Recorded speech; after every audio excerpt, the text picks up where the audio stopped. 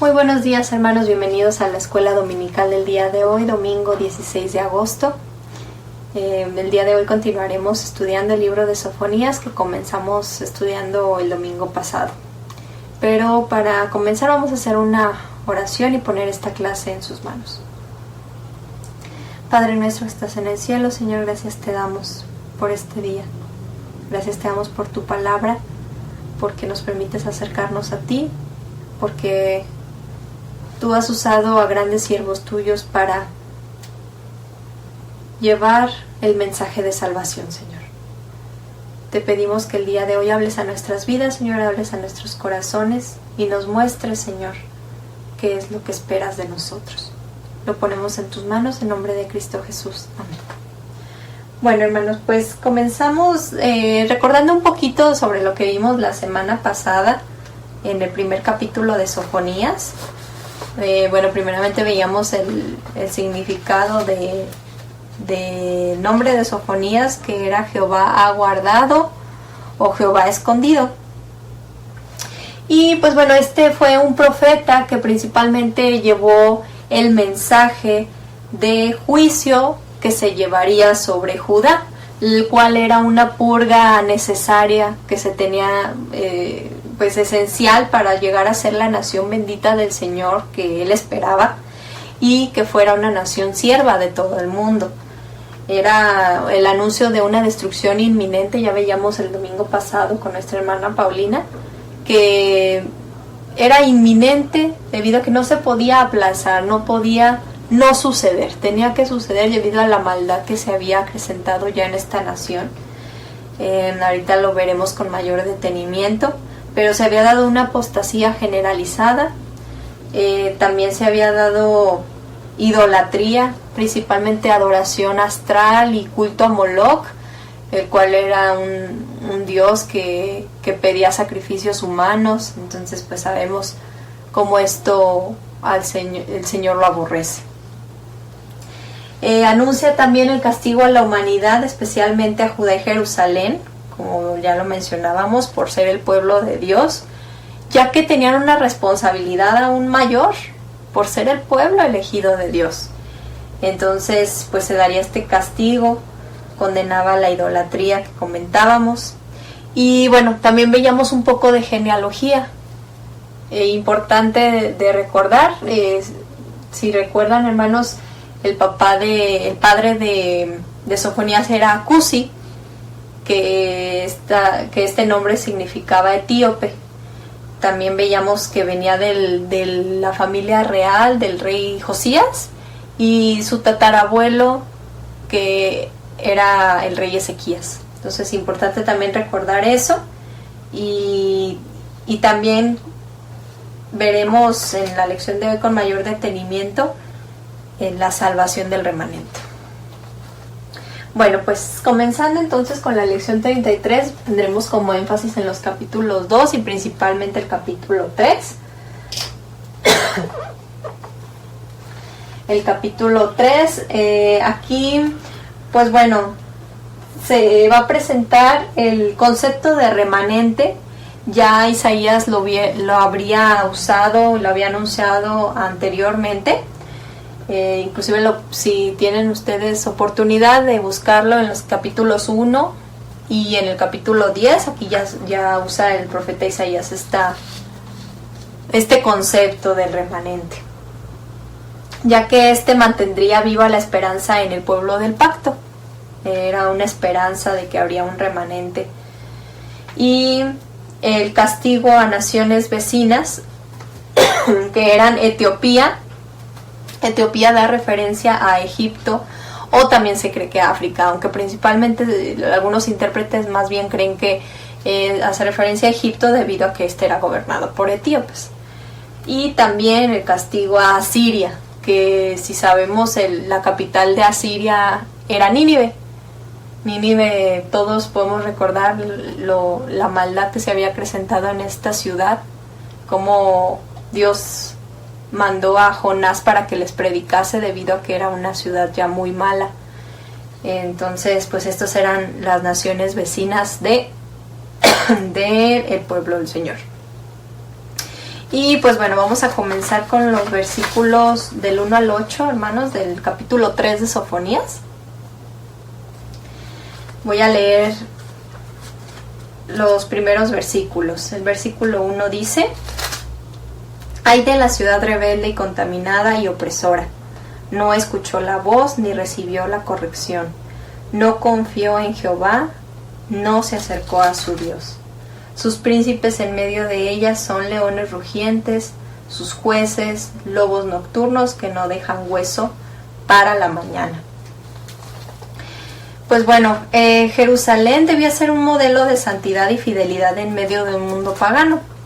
Sin embargo, en vez de ser esto, era una ciudad rebelde, opresora de otras, manchada en lugar de ser una ciudad santa. Y se había dejado arrastrar por la influencia negativa de los pueblos paganos, los pueblos vecinos que ya les mencionaba anteriormente. Y pues aquí hace un énfasis contra los dirigentes de Jerusalén en sus 4 niveles, magistrados, jueces, profetas, inclusive sacerdotes, como estos 4 niveles estaban ya corrompidos, se habían contaminado y no cumplían su ley. Se habían dejado llevar por la influencia inclusive en los líderes. Eso es lo aún más sorprendente, ¿no? Que no nada más era el pueblo los que se habían dejado influir, sino también principalmente sus líderes eran los que se habían corrompido. Y pues vemos que la rebelión de Jerusalén era directamente contra Jehová. No era pues una cuestión de satisfacer nada más sus deseos o estar pues simplemente pecando, ¿no? Porque así lo querían, no, sino era ya una declaración contra Jehová. Y Dios conoce los corazones, y eso es lo que veía Jehová, como se había vuelto un pueblo rebelde. Dios castiga esta rebeldía y el pueblo clama desde la esclavitud. Lo vemos como ese es un ciclo, aquí lo menciona en la lección, un ciclo que se presenta a lo largo de toda la Biblia, ¿no? Y inclusive hasta los tiempos actuales, como el pueblo de Dios siempre se olvida de él cuando ya se encuentra, digamos bien, fuera de la esclavitud. El Señor los vuelve a perdonar, se acercan a él, están bien de nuevo y se vuelven a olvidar de Dios, ¿no? Es un ciclo que sigue y se vuelve a repetir. En los versículos 3 y 4 menciona cómo los líderes, tanto civiles y religiosos, son señalados por la gran responsabilidad que tenían en la contaminación de Judá. Los líderes civiles son comparados con las aves de rapiña, inclusive. Los líderes religiosos habían pervertido completamente su llamado, y los profetas hablaban por sí mismos en lugar de hablar en el nombre de Dios. Se daban todo el mérito a ellos, y eso era parte de lo que Dios no le agradaba. En el versículo 5, vamos a leerlo. Dice: Jehová en medio de ella es justo, no hará iniquidad, de mañana sacará a luz su juicio, nunca faltará, pero el perverso no conoce la vergüenza. Aquí ya en el versículo 5 está inclusive mencionando cómo ni siquiera había vergüenza, ¿no? Ante esta actitud que se estaba llevando por medio de los líderes. En los versículos 6 y 7 se menciona el ejemplo de estas naciones que habían sido destruidas por Dios, que debía servir como un ejemplo para Jerusalén, ¿no? Pero sin embargo, en vez de servirles de ejemplo, parecía que como si nunca hubiera ocurrido, ¿no? Y si leemos, ahora vámonos al versículo 8, que dice: Por tanto esperad, me dice Jehová, hasta el día que me levante para juzgaros, porque mi determinación es reunir las naciones, juntar los reinos, para derramar sobre ellos mi enojo. Todo el ardor de mi ira, por el fuego de mi celo, será consumida toda la tierra. La expresión por tanto quiere decir a la luz de todo lo malo que han hecho las naciones paganas y Jerusalén misma. Dios actuará como testigo en contra de ellos. Esto es importante de anotar.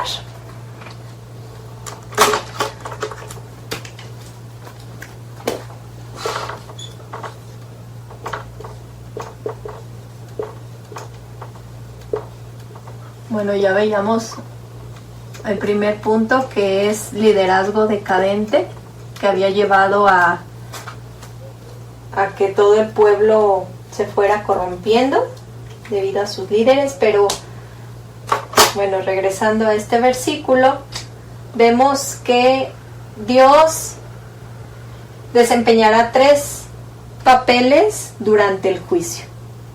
1, como juez, como testigo y como ejecutor.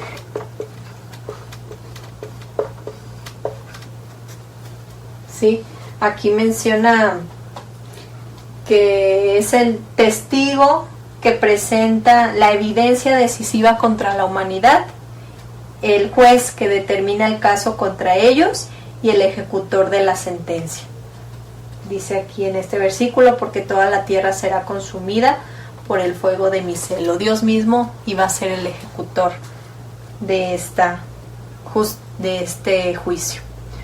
Bueno, pasemos entonces al punto número 2 de la lección,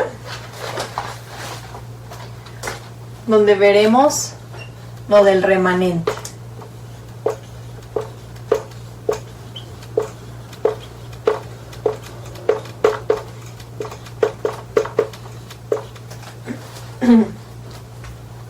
Está en los versículos 9 al 13 de Sofonías.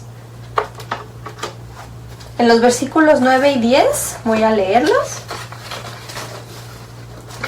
Dice: en aquel tiempo devolveré yo a los pueblos pureza de labios, para que todos invoquen el nombre de Jehová, para que les sirvan de común consentimiento. De la región más allá de los ríos de Etiopía me suplicarán, la hija de mis esparcidos traerá mi ofrenda. Pues bueno, aquí en los versículos 9 y 10, la promesa de que Dios restaurará a los caídos. Los labios serían purificados con un lenguaje puro para la verdadera adoración del Señor. Esto sería algo universal, que expresaría la unidad de los adoradores, y la restauración del lenguaje común perdido en Babel conducirá a la adoración de toda la creación al Creador. Entonces, pues bueno, aquí es más que nada la promesa que empieza el Señor a anunciar, de que restauraría a los caídos. Y en los versículos 11 al 13 podemos ver que Dios ofrece una esperanza. Vamos a leerlo. En aquel día no serás avergonzada por ninguna de tus obras con que te rebelaste contra mí, porque entonces quitaré de en medio de ti a los que se alegran en tu soberbia, y nunca más te ensoberbecerás en mi santo monte, y dejaré en medio de ti un pueblo humilde y pobre, el cual confiará en el nombre de Jehová. El remanente de Israel no hará injusticia, ni dirá mentira, ni en boca de ellos se hallará lengua engañosa, porque ellos serán apacentados y dormirán, y no habrá quien los atemorice. Pues bueno, aquí en estos versículos podemos ver que se enumeran ciertas características que debería de tener el remanente fiel, que es que no hiciera que no hiciera injusticias, no injusto, vamos a ponerle, no mentiroso,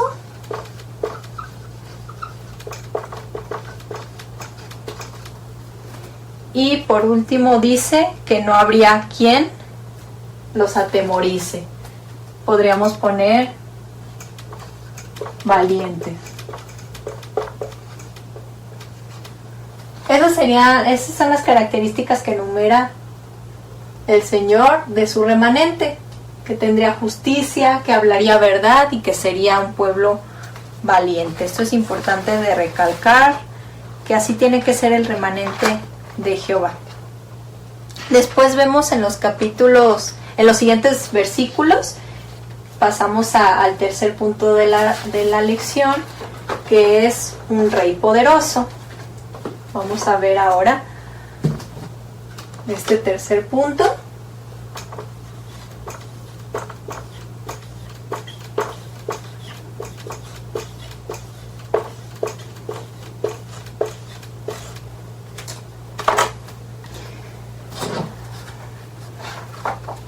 Y vemos aquí en los siguientes versículos,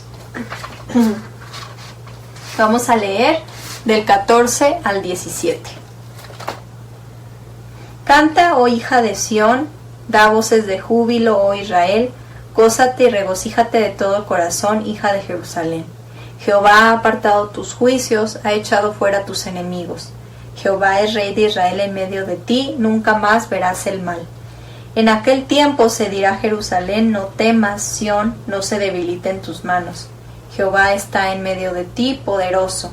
Él salvará, se gozará sobre ti con alegría, callará de amor, se regocijará sobre ti con cánticos.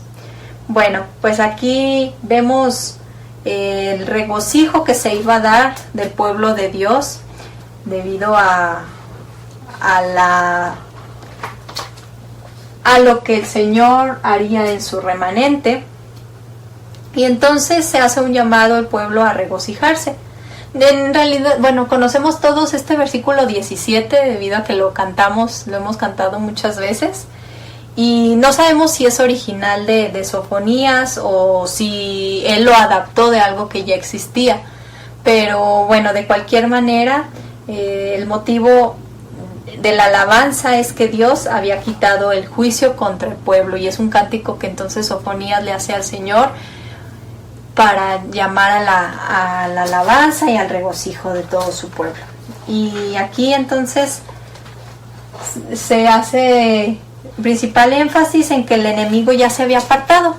Una vez se hace esta limpia, el enemigo ya no estaba presente, ya no había más temor en el pueblo, y vemos que la presencia confortadora del Señor en medio de ellos es lo que ha hecho la diferencia de ahora en adelante. La esperanza es que ese Dios poderoso salvaría a los suyos en todo momento. Y bueno, ya en los últimos versículos del 18 al 20, vamos a leerlos. Reuniré a los fastidiados por causa del largo tiempo, tuyos fueron para quienes el oprobio de ella era una carga. He aquí en aquel tiempo yo apremiaré a todos tus opresores y salvaré a la que cojea. Y recogeré la descarriada y os pondré por alabanza y por renombre en toda la tierra. En aquel tiempo yo os traeré, en aquel tiempo os reuniré yo, pues os pondré para renombre y para alabanza entre todos los pueblos de la tierra, cuando levante vuestro cautiverio delante de vuestros ojos, dice Jehová.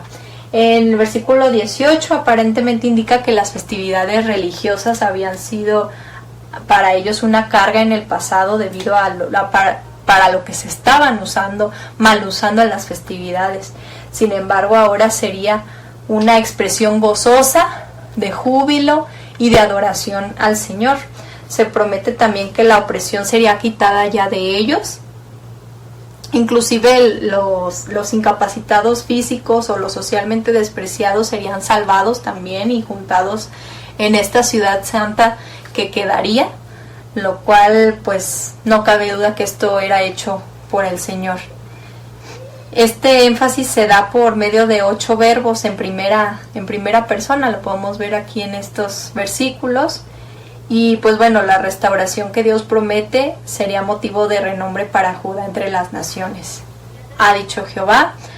Esta es la frase con la que termina la profecía. Indica seguridad del cumplimiento de estos anuncios. Así que, pues bueno, hermanos, esta es la lección del día de hoy sobre el profeta Isaías, cómo él fue usado para llevar este anuncio de destrucción, cómo se llevaría a cabo, por qué, cuál es la razón de esta destrucción,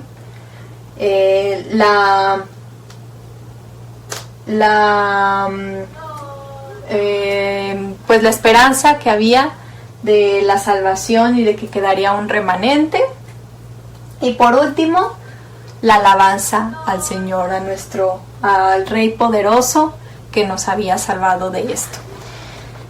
Bueno, hay algunas aplicaciones en nuestro estudio que me gustaría que las leyéramos juntos.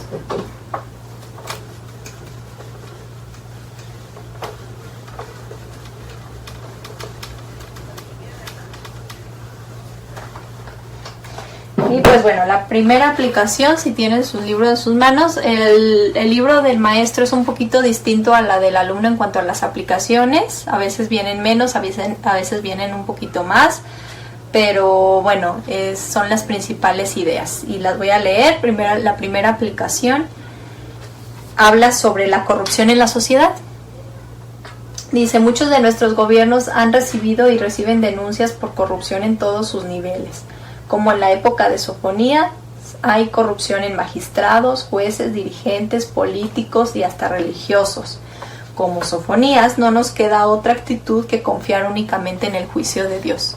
Qué importante esta aplicación, hermanos. A veces, pues todos podemos caer en querer confiar, ¿no? En algún nuevo líder, en algún nuevo, pues, presidente, gobernante, etcétera, que nos puede prometer que se va a acabar la corrupción, ¿no? Que va a trabajar para que ya no haya más corrupción. Sin embargo, hemos visto en el estudio de hoy cómo eso no es posible, debido a que el ser humano lo que necesita es buscar a Dios. Si no está cercano a Dios y si no es Dios el que está en medio de todo esto, la corrupción no se puede quitar.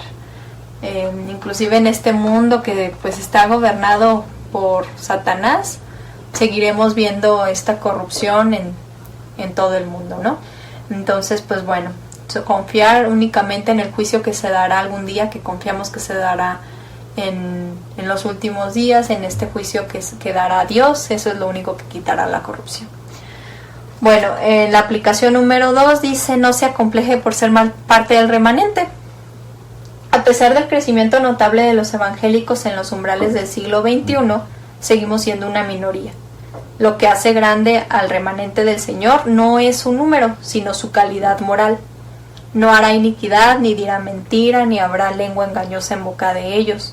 Usted es importante como sal y luz del mundo. Así es. Entonces, pues bueno, no sentirnos, a veces podemos caer en sentirnos mal porque somos pocos,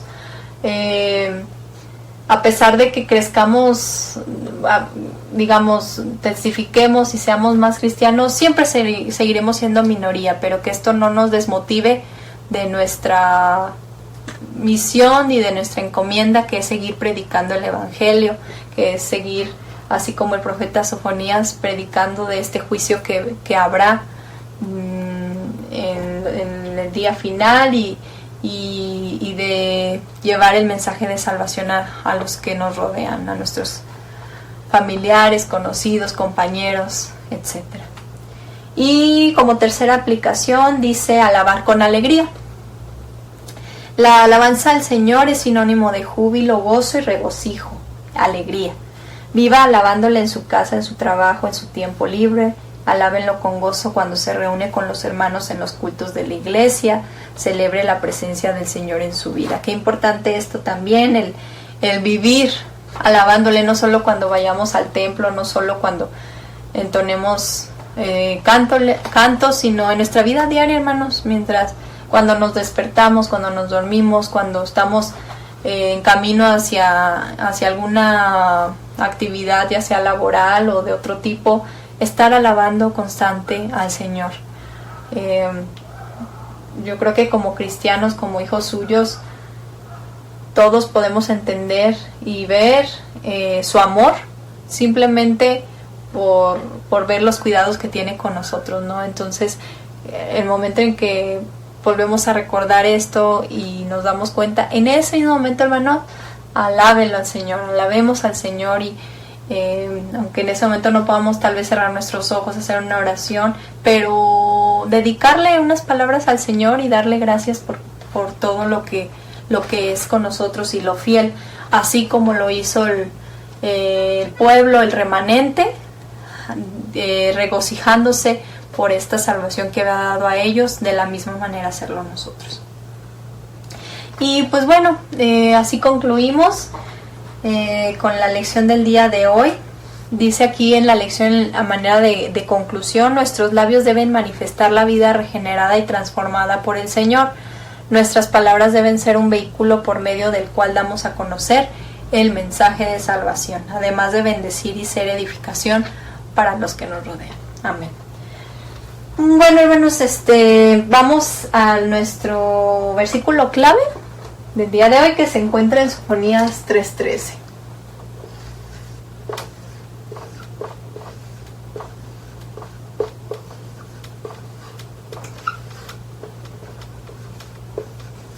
Vamos a repetirlo todos juntos donde nos encontremos. Dice así: el remanente de Israel no hará injusticia, ni dirá mentira, ni en boca de ellos se hallará lengua engañosa, porque ellos serán apacentados y dormirán, y no habrá quien los atemorice. Una vez más vamos a repetirlo. Dice: el remanente de Israel no hará injusticia, ni dará mentira, ni en boca de ellos se hallará lengua engañosa, porque ellos serán apacentados y dormirán, y no habrá quien los atemorice. Amén. Pues recordemos estas palabras, y por eso es nuestro versículo clave, ¿no? Así debemos ser como hijos suyos, ser personas justas, no mentirosas y valientes ante lo que se nos presente, y ante presentar la palabra del Señor. Pues bueno, hermanos, vamos a hacer una oración para finalizar la escuela dominical de hoy. Padre nuestro que estás en el cielo, Señor, gracias te damos por esta mañana. Gracias en especial por esta clase que tuvimos el día de hoy. Gracias te damos por la vida de tu siervo Sofonías, porque tú lo usaste para llevar el mensaje de salvación, Señor. Asimismo, para anunciar el juicio que tú tenías hacia este pueblo que se había corrompido, Padre. Porque a pesar del anuncio de destrucción, Señor, tú también ofrecías esta salvación, ofrecías el que se acercaran a ti, Padre, como lo haces hasta hoy en día. Te pedimos que nos uses ahora como lo hiciste con el profeta Sofonías, también nos uses a nosotros para llevar tu palabra a todos los que nos rodean, nuestros familiares que no te conocen, a nuestros amigos, compañeros, a los que nos rodean, Señor. Que llevemos tu palabra, que no nos cansemos de predicar tu verdad, porque es eso, la verdad, Padre. Que nada nos atemorice, Señor, nada nos avergüence, sino al contrario, nos sintamos fortalecidos día con día de que tu palabra es verdad, Señor. Gracias te damos por este día, y permítenos seguirte alabando en el culto que tendremos a continuación, Señor. Seguimos poniéndote en tus manos la situación que estamos viviendo como mundo, en este mundo, Señor, con esta pandemia. Que tú sigas obrando, Señor, para mostrar tu voluntad. En nombre de Cristo Jesús, amén. Pues Dios les bendiga, hermanos, y recuerden que el próximo domingo comenzamos con el estudio del libro de Ageo, para que empiece a leerlo, lo esté leyendo durante la semana, conteste su lección y podamos aprovechar al máximo la clase de la escuela dominical, hermanos. Un gusto estar con ustedes, Dios les bendiga.